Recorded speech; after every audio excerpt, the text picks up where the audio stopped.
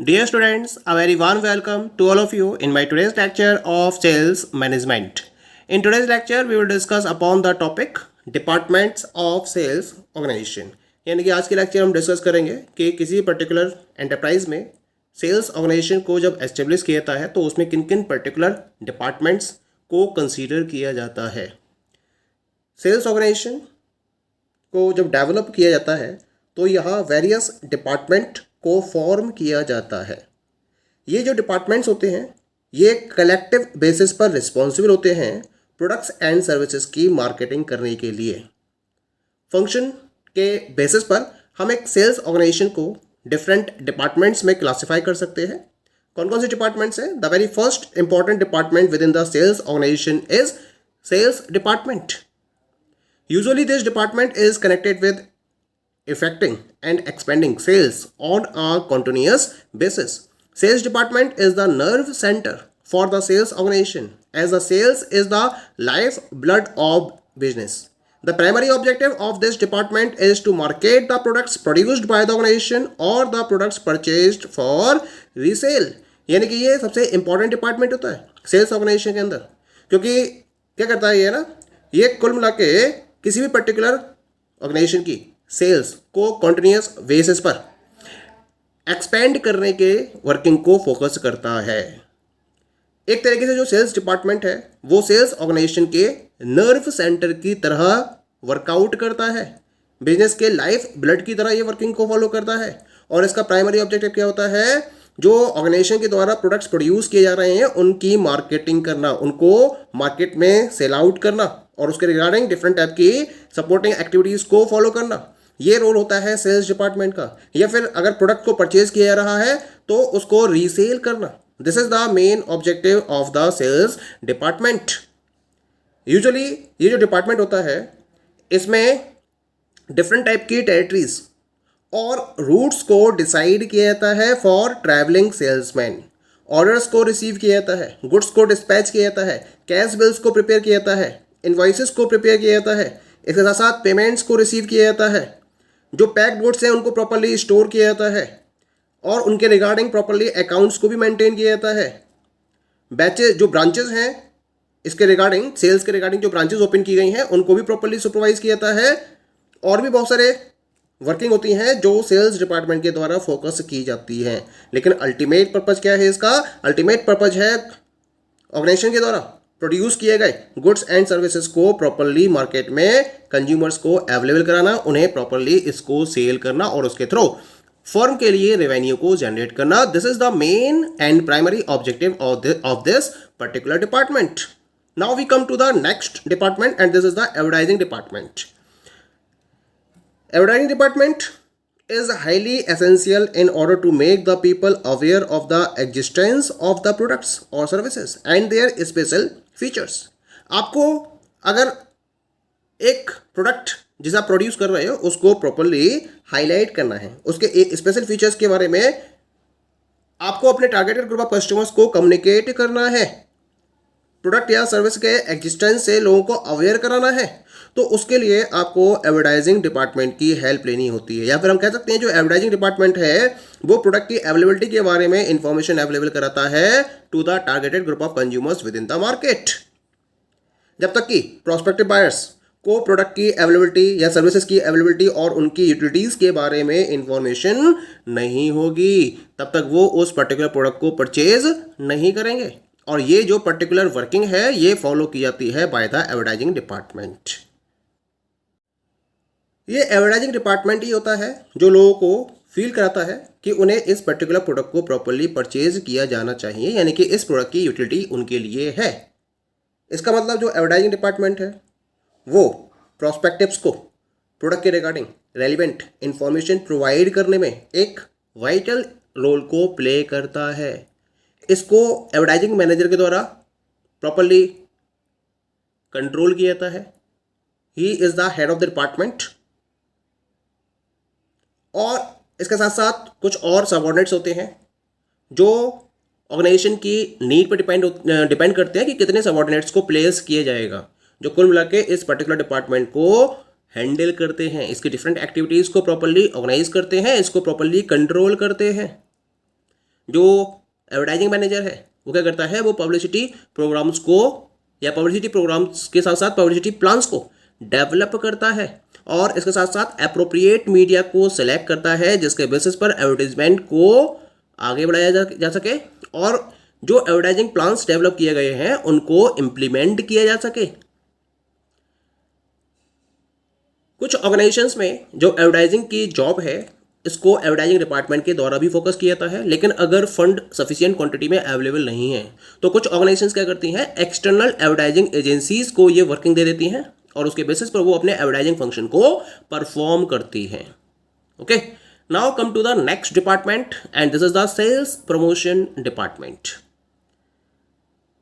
This department is usually concerned with the sales promotion measures being undertaken particularly in relation to dealers and consumers। Actually कोई भी organisation अपनी sales को increase करना चाहती है, अगर उसकी सेल किसी पर्टिकुलर पॉइंट ऑफ टाइम पर डिक्रीज हो रही है तो उसको प्रमोट करने के लिए ये पर्टिकुलर डिपार्टमेंट अपनी वर्किंग को फोकस करता है। जो सेल्स प्रमोशन डिपार्टमेंट है वो क्या करता है, डीलर्स और कंज्यूमर्स के रिलेशन में प्रॉपर मेजर्स को फोकस करता है जिससे कि ऑर्गेनाइजेशन की सेल को इंक्रीज किया जा सके। इस पर्टिकुलर डिपार्टमेंट का प्रिंसिपल ऑब्जेक्टिव होता है डीलर्स और कस्टमर के अटेंशन को अट्रैक्ट करते हुए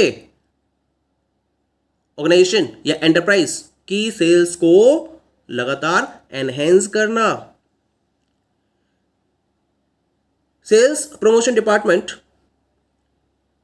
सेल्स टेरिटरीज के रिगार्डिंग सप्लाईज को एंश्योर करता है और मटेरियल्स को प्रॉपर्ली डिस्प्ले करता है सेल्स प्रमोशन एक्टिविटीज़ को फोकस करने के लिए।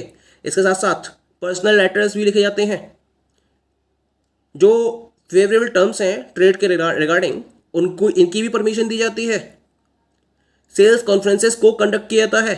इसके साथ साथ जो डीलर्स और कंज्यूमर्स कॉन्टेस्ट्स हैं इनको भी प्रॉपर्ली ऑर्गेनाइज किया जाता है जिससे कि ऑर्गेनाइजेशन की सेल्स को प्रॉपर्ली इंक्रीज किया जा सके।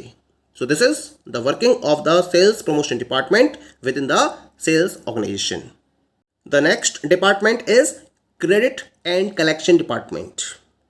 जब हम आज की बात करते हैं, मॉडर्न टाइम की बात करते हैं, तो किसी भी पर्टिकुलर एंटरप्राइज में जो सेल्स का मेजर शेयर है वो क्रेडिट सेल्स के बेसिस पर जनरेट होता है। मार्केट में कंपटीशन बहुत ज़्यादा है और उस कॉम्पिटिटिव एनवायरनमेंट में अगर आपको प्रॉपर्ली अपनी सेल्स को इंक्रीज करना है तो क्रेडिट बेसिस पर सेल्स को फॉलो करना ही पड़ता है और इसी वजह से सेल्स ऑर्गेनाइजेशन के लिए ज़रूरी हो गया है कि इसको एक सेपरेट क्रेडिट डिपार्टमेंट को एस्टेब्लिश करना ही होता है। ये जो डिपार्टमेंट है ये क्रेडिट एंड कलेक्शन पॉलिसीज को फॉर्मुलेट करता है और ये जो पॉलिसीज होती हैं नॉर्मली टॉप लेवल पर डिसाइड की जाती हैं। इस पर्टिकुलर डिपार्टमेंट में जो वर्किंग फॉलो होती है वो इन पॉलिसीज़ के अकॉर्डिंग फोकस होती है, यानी कि इन पॉलिसीज़ को ध्यान में रखते हुए ये जो पर्टिकुलर डिपार्टमेंट है वो अपनी गाइडलाइंस को डिसाइड करता है और उसके बेसिस पर डिफरेंट टाइप के फंक्शंस को परफॉर्म करता है, जैसे कि किस तरीके से क्रेडिट को ग्रांट किया जाना चाहिए या किन कंडीशंस में क्रेडिट दिया जाना चाहिए। कस्टमर की क्रेडिट वर्दीनेस को एग्जामिन किया जाता है इस डिपार्टमेंट के द्वारा। इसके साथ साथ जो क्रेडिट एप्लीकेशंस हैं इनको प्रॉपर्ली स्क्रूटनाइज किया जाता है। क्रेडिट के रिगार्डिंग ग्रांट दी जाती है, परमिशन दी जाती है।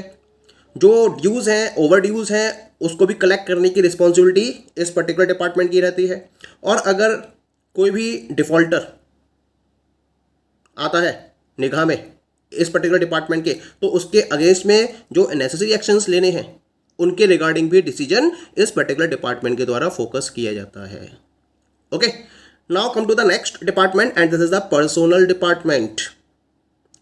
ये जो डिपार्टमेंट है ये मेनली रिस्पॉन्सिबल होता है मैन पावर की प्लानिंग और डेवलपमेंट के लिए, यानी कि एक सेल्स ऑर्गेनाइजेशन में आपको वर्किंग को फोकस करना है तो उसके लिए आपको पर्सोनल्स की तो रिक्वायरमेंट पड़ेगी। तो ये जो डिपार्टमेंट है वो सिस्टमेटिक मैनर में मैन पावर की प्लानिंग और डेवलपमेंट के लिए प्रॉपरली कंप्लीटली रिस्पॉन्सिबल होता है। पर्सनल डिपार्टमेंट को एक पर्टिकुलर पर्सनल मैनेजर के द्वारा प्रॉपरली हेड किया जाता है, जो क्या करता है, जो डिफरेंट सेल्स पर्सन्स को रिक्रूट करता है, उनको सिलेक्ट करता है और उनको प्रॉपर ट्रेनिंग प्रोवाइड करता है। उसके साथ साथ उनको ड्यूटीज़ एलोकेट की जाती हैं, उनको प्रॉपरली मोटिवेट किया जाता है और उन्हें लेटेस्ट टेक्निक्स और नॉलेज के साथ इक्विप भी किया जाता है, जिससे कि वो प्रॉपर वे में अपनी सेल्स स्किल्स को इंक्रीज कर सके और ऑर्गेनाइजेशन के रेवेन्यू को ज़्यादा से ज़्यादा वे में जनरेट कर सके। इसके साथ साथ उनको प्रॉपर रेम्युनरेशन प्रोवाइड किया जाता है और उनको इफेक्टिवली कंट्रोल किया जाता है बाय द पर्सोनल डिपार्टमेंट। इन सारी एक्टिविटीज़ को प्रॉपरली फोकस करते हुए जो पर्सोनल मैनेजर है वो एक एफिशिएंट सेल्स फोर्स को स्टैंड अप करता है और ये जो एफिशिएंट सेल्स फोर्स है ये एम्प्लॉयज़ की पोटेंशियलिटी को प्रॉपरली प्रमोट करती है, क्योंकि यही सेल्स मैनेजर, यही सेल्स पर्सन्स होते हैं जो मार्केट में एक्चुअल में ऑपरेशंस को परफॉर्म करते हैं या सेल्स ऑपरेशंस को परफॉर्म करते हैं। और इसी वजह से इनको प्रॉपरली फोकस करने के लिए, इनको प्रॉपरली ट्रेन करने के लिए, मोटिवेट करने के लिए, इनकी नॉलेज को एनहेंस करने के लिए, इनकी एफिशिएंसी को इंक्रीज करने के लिए ये जो पर्सनल डिपार्टमेंट है ये अपनी वर्किंग को सिस्टमैटिक वे में फोकस करता है। Now come to the next department of the sales organisation, that is the market research department. Sales organisation को अपने डिफरेंट फंक्शंस को परफॉर्म करने के पॉइंट ऑफ व्यू से डिफरेंट टाइप की इंफॉर्मेशन की रिक्वायरमेंट होती है टाइम टू टाइम। तो ये जो डिपार्टमेंट है ये डिफरेंट टाइप की इंफॉर्मेशन को गैदर करता है जो डायरेक्टली या फिर इनडायरेक्टली सेल्स से कनेक्टेड होती हैं। तो सेल्स से रिलेटेड इंफॉर्मेशन को गैदर किया जाता है by the market research department within the sales organisation. किस टाइप की इंफॉर्मेशन होती है? जैसे कि प्रोडक्ट की यूटिलिटी और मार्केटेबिलिटी के रिगार्डिंग इंफॉर्मेशन है, मार्केट में जो नेचर ऑफ डिमांड है और जो नेचर ऑफ कंपटीशन है उसके रिगार्डिंग इंफॉर्मेशन, या फिर जो एडवर्टाइजमेंट फॉलो किया जा रहा है सेल्स ऑर्गेनाइजेशन की तरफ से उसकी एडिकेसी और इन इफेक्टिवनेस के रिगार्डिंग, चैनल्स ऑफ डिस्ट्रीब्यूशन जो फोकस किए जा रहे हैं उसके रिगार्डिंग, और भी बहुत सारे केसेस हो सकते हैं जिनके रिगार्डिंग प्रॉपर इंफॉर्मेशन इस डिपार्टमेंट के द्वारा जनरेट की जाती है, गैदर की जाती है। इसके साथ साथ ये जो डिपार्टमेंट है वो कंज्यूमर्स की डिफरेंट नीड्स और रिक्वायरमेंट्स के अकॉर्डिंग भी इंफॉर्मेशन को गैदर करता है, और अगर उनकी कोई कंप्लेंट है तो उसके रिगार्डिंग भी इंफॉर्मेशन को इस पर्टिकुलर डिपार्टमेंट के द्वारा गैदर किया जाता है और उसके बेसिस पर प्रॉपर सेल्स पॉलिसीज को डेवलप किया जाता है। Clear? Now we come to the next department and this is the public relations department. It is very important department from the point of view of the enterprise, क्योंकि जब तक proper public के साथ में fair dealing या fair relations को maintain नहीं किया जाएगा तब तक कोई भी ऑर्गेनाइजेशन अपनी लॉन्ग रन सक्सेस को एंश्योर नहीं कर सकती है, क्योंकि टफ कंपटीशन है और इस कट थ्रॉट कंपटीशन में पब्लिक के साथ में रिलेशंस को मेंटेन करना आज के सिनेरियो में बहुत ज़्यादा जरूरी हो चुका है। तो अपने जनरल पब्लिक के साथ में कार्डियल रिलेशंस को मेंटेन करने के लिए ऑर्गेनाइजेशन इस पर्टिकुलर डिपार्टमेंट को एस्टेब्लिश करती है। जनरल पब्लिक में हम जैसे सप्लायर्स, डीलर्स, डिस्ट्रीब्यूटर्स, कस्टमर्स को इंक्लूड करते हैं। तो यहाँ जो पब्लिक रिलेशन डिपार्टमेंट है वो फर्म और फर्म के साथ साथ उसके प्रोडक्ट के रिगार्डिंग पब्लिक के बीच में एक फेवरेबल ओपिनियन को क्रिएट करने के पॉइंट ऑफ व्यू से अपनी वर्किंग को फॉलो करता है। ये इसकी रिस्पॉन्सिबिलिटी है कि वो फर्म और उसके प्रोडक्ट के रिगार्डिंग एक बेटर इमेज और गुडविल को क्रिएट करे, क्योंकि अगर ऐसा नहीं होगा तब तक प्रॉपरली प्रोडक्ट के रिगार्डिंग, यानी कि जो एंटरप्राइज प्रोडक्ट्स और सर्विसेज अवेलेबल करा रही है उसके रिगार्डिंग डिमांड को प्रॉपर वे में इंक्रीज नहीं किया जा सकता। इसके साथ साथ पब्लिक के माइंड में फर्म के रिगार्डिंग एक साउंड रेपुटेशन को मेंटेन करना, this is the core responsibility of this particular department within the sales organization. Okay, so these all are the different departments within the sales organization. Okay, thank you.